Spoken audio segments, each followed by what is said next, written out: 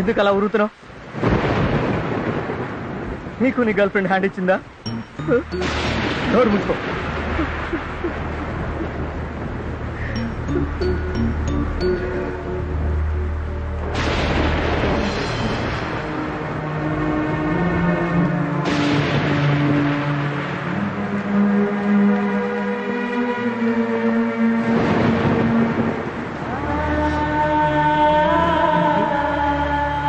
అజయ్ ఇక్కడేంట్రా? అజయ్ హాస్టల్కి వెళ్ళాం పదా. అజయ్ అజయ్ ఏంట్రా ఈ వాన్లో? లేరా లే వెళదాం. లే లే అదే రాలేదు శంకరరా, చాలా తప్పు చేశాను శంకరరా. ఏడవరా, బాగా ఏడు. ఏడిస్తేనన్నా నీ గుండెల్లో బాధ తగ్గిపోద్ది. ఏడు. లే శంకరరా, ఈ మనసుకి చాలా సార్లు చెప్పాను, నా మాట వెంటలే శంకరరా. అవన్నీ హాస్టల్కి వెళ్ళి మాట్లాడుతున్నావు లేరా?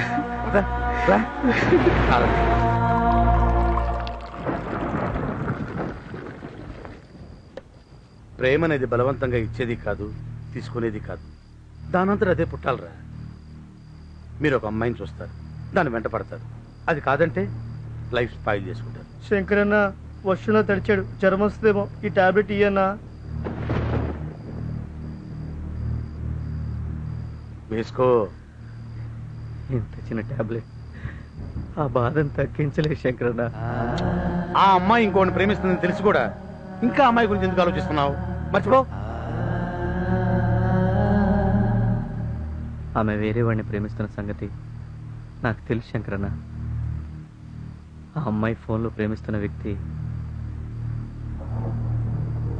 వేరెవరో కాదన్నా, నన్నే.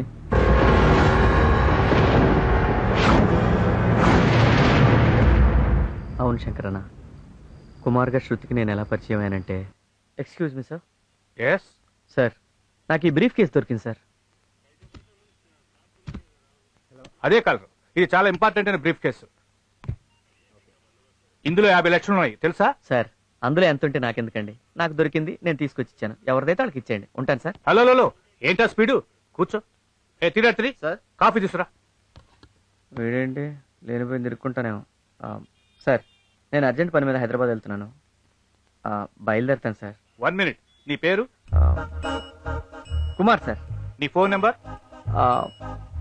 9391033445. ఈడోదోడు, నా పని అయిపోయింది. నేనే చేశాను కన్ఫర్మేషన్ కోసం.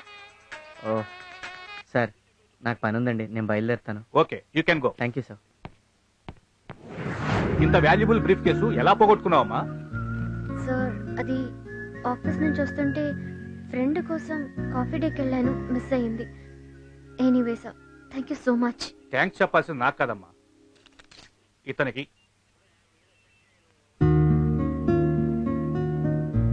నువ్వు వెళ్ళి కూల్ డ్రింక్ చెప్పా. సరే. ఏం డబ్బులు లేవా? వెళ్ళరా. ఇది ఎక్కడ కొత్త నంబరు? హలో. హలో, కుమార్ గారా? అవునండి. మీకు ఎలా థ్యాంక్స్ చెప్పాలో తెలియటం లేదు. ఆ బ్రీఫ్ కేస్ కనుక దొరక్కపోతే మా డాడీ మాకు దక్కేవారు కాదు. Thank you so much. It's okay అండి. You are really great mister Kumar. అందరూ అదే అంటుంటారండి. You are such a nice person. ఉంటానండి. Hello, if you don't mind, మీరు ఎక్కడ ఉన్నారో చెప్తే పర్సనల్ గా కలిసి థ్యాంక్స్ చెప్దామని. ఇదేంటి ఎలా తగులుకుంది? చెప్పండి, ఎక్కడున్నారు? అంటే ఇప్పుడు వైజాగ్ ఎయిర్పోర్ట్ లో ఉన్నానండి, హైదరాబాద్ వెళ్తున్నా. ఓ, మీది హైదరాబాదా? హైదరాబాదేనండి. ఓ, can I come and meet you in Hyderabad? అంటే హైదరాబాద్ లో 2 months వరకు ఉంటలేదండి. 2 months టూరా? ఎంబీఏ అంటే టూరు, ప్రాజెక్ట్ వర్క్లు ఇలాంటివన్నీ ఉంటాయి కదండి. ఎనీవే, మీతో పరిచయం కావటం ఐఎమ్ వెరీ హ్యాపీ. ఇదిగో నా బుర్ర తింటుంది ఇది, నువ్వు manage. Hi, good morning. Good morning.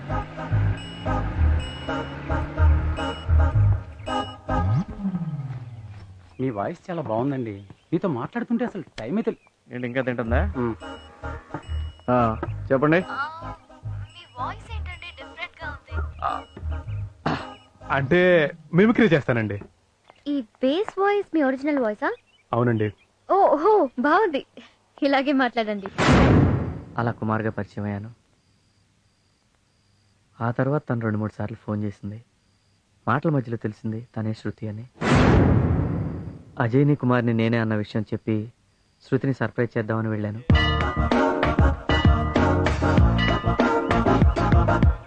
Yes, నేను కుమార్ని లవ్ చేస్తున్నాను. నువ్వు తొందరపడుతున్నావేమో, ఆలోచించుకో. అవునే, ముక్కు మొహం తెలియని వాడిని కనీసం ఎలా ఉంటాడో కూడా చూడకుండానే లవ్ చేయడం. లవ్ అనేది అరేంజ్మెంట్ కాదే, యాక్సిడెంట్. నిజమే అనుకో, కానీ ఈ విషయం మీ డాడీకి తెలిస్తే? తెలుసు. నా లవ్ విషయం ఫస్ట్ డాడీకే చెప్పాను. నా కూతురు ఏం చేసినా ఆలోచించి నిర్ణయం తీసుకుంటుందన్న నమ్మకం నాకుంది. ఆ కుమార్ మనకు చేసిన హెల్ప్ విలువ కట్టలేంది.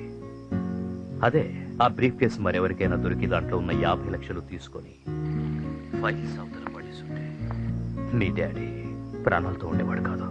పొందిన సహాయాన్ని లైఫ్ లాంగ్ గుర్తు పెట్టుకోవడానికి అతన్ని లైఫ్ పార్ట్నర్ గా చేసుకుంటానంటే కాదని ఎలా చెప్పగలనమ్మా? How can I say no? That's my dad. Okay, మీరున్న సిచ్యువేషన్ లో ఎమోషన్లో ఇలా మాట్లాడడం కరెక్టే, బట్ అతని గురించి ఎంక్వైరీ చేసిన తర్వాత డెసిషన్ తీసుకుంటే బాగుంటుందేమో. కుమార్తో ఒకసారి మాట్లాడితే చాలు, అతను ఎలాంటి వాడో తెలిసిపోతుంది. ఈ రోజుల్లో అబ్బాయిలు ఎలా ఉన్నారో తెలిసిందే కదా. ఓ అమ్మాయి నుంచి రాంగ్ కాల్ వస్తే ఏదో ఒకటి మాట్లాడుతూ పరిచయం పెంచుకుంటారు. ఫస్ట్ కాఫీకి పిలుస్తారు, నెక్స్ట్ సినిమాకి, తర్వాత రూమ్కి. బట్ కుమార్ ఒక్క మాట కూడా లిమిట్ దాటి మాట్లాడలేదు. సచ్ డీసెంట్ గా. ఈ కాలం కుర్రోళ్ళు ఇంత డీసెంట్ గా బిహేవ్ చేస్తున్నారంటే డౌటే. నీ బ్యాక్గ్రౌండ్ అంతా తెలుసుకొని నీ ఆస్తి కొట్టేయడానికి ఓవర్ స్మార్ట్ గా బిహేవ్ చేస్తూ డ్రామా ఆడుతున్నాడేమో. ఒకవేళ మీరు అన్నట్టు కుమార్ నాతో మాట్లాడినవన్నీ అబద్ధాలు అయ్యుంటే, అతని బిహేవియర్ డ్రామా అయ్యుంటే, ఆ దేవుడి సాక్షిగా చెప్తున్నాను, అతన్ని నమ్మిన పాపానికి ఆత్మహత్య చేసుకుంటాను.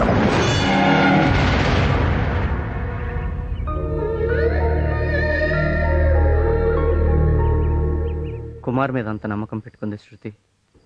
ఆ తర్వాత తను మ్యారేజ్ ప్రపోజల్ తెస్తే తను డిసప్పాయింట్ అవ్వకుండా ఉండడం కోసం పాజిటివ్గా మాట్లాడాను. ఒకరోజు వాళ్ళ ఇంటికి ఇన్వైట్ చేసింది. వాళ్ళ ఇంటికి ఇన్వైట్ చేస్తే మీ డాడీ వచ్చాక వస్తానని పోస్ట్పోన్ చేశాను. కుమార్గా ఎప్పటికీ నేను తనను కలవలేను. కలిస్తే కుమార్ అజయ్ ఒక్కడే అని తనకు తెలిసిపోతుంది. నిజం తెలిసిన మరుక్షణం తన ప్రాణాలతో ఉండదు. నేను కావాలని ఇలా యాక్ట్ చేశాను అనుకుంటుంది. అందుకే కుమార్గా దూరం అయ్యి అజయ్గా దగ్గర అవ్వాలనుకున్నాను. MBA ఎగ్జామ్స్ దగ్గరకు వస్తున్నాయని చెప్పి ప్రిపేర్ అవ్వాలని ఫోన్లో కుమార్గా మాట్లాడటం తగ్గించి అజయ్గా ఎక్కువసార్లు కలవడం మొదలుపెట్టాను. అడగగానే కాఫీ డేకి రావడం, నవ్వుతూ మాట్లాడడం, నా పాటను మెచ్చుకోవడం, నాకు గిఫ్ట్లు ఇవ్వడం, ఇవన్నీ చూసి శృతికి నా మీద ఇష్టం ఉందని, ఇదే మంచి టైం అని ఐ లవ్ యూ చెప్పాను. అజయ్ గా నువ్వు ఐ లవ్ యూ చెప్తే చీకొట్టింది, కుమార్ గా నీకే ఐ లవ్ యూ చెప్పింది. అంటే కళ్ళెదురుగా ఉన్న నువ్వు అక్కర్లేదు, కానీ మాటలు వినబడే నీ ప్రేమ మాత్రం కావాలి. ఏం ప్రేమలరా మీవి. శంకరన్న, అలా అనకు. శృతి లేకపోతే నేను బతకలేనన్నా, చచ్చిపోతానన్నా. ఏంటి, చదువు వదిలేసి ప్రేమలో పడి ఇప్పటికే ఒక తప్పు చేశావు. ఇప్పుడు చచ్చి ఇంకో తప్పు చేయాలనుకుంటున్నావా? చచ్చి ఏం సాధిస్తావురా? ఒరేయ్, నిన్ను నమ్ముకొని మీ అమ్మా నాన్న ఉన్నారు. పిల్లలు పెద్దవాళ్ళు అవుతుంటే తల్లిదండ్రులు ఏమని కోరుకుంటారు తెలుసా? నా కొడుకు ఎదుగుతున్నాడు, ఇంజనీరో డాక్టరో అయ్యి మమ్మల్ని ఉద్ధరిస్తాడని ఎదురు చూస్తుంటారా? చస్తాడంట, చస్తాడు. రే అజయ్, ప్రేమ అనేది అవసరమే గాని ఆక్సిజన్ కాదురా. అది లేకపోతే చచ్చిపోం. జరిగిందేదో జరిగిపోయింది. ఇంతకాలం ప్రేమ గీమ అంటూ బాధ్యతలు లేకుండా బలాదూరు తిరిగావు. ఇకనైనా బుద్ధిగా చదువు. లేదు ఆ అమ్మాయే కావాలనుకుంటే పోతావురా, పోతావు. అరే, లవ్వు గివ్వు పక్కన పెట్టి చక్కగా చదువుకోరా. నా మాట విను. శంకరన్న, IAS గారు అబ్బాయి చెప్పండి, 20,000 కాలేజ్ ఫీజు డ్యూ ఉందని నోటీస్ బోర్డులో పెట్టారు. విన్నావుగా? ఆ ఫీజు ఏదో కట్టేసి ఇక మీద మాటలు మొబైల్స్ మూట కట్టి మూలం పడి ఇక బుద్ధిగా ఉంటాను, ఆ అమ్మాయితో మాట్లాడినని నాకు మాట ఇవ్వు.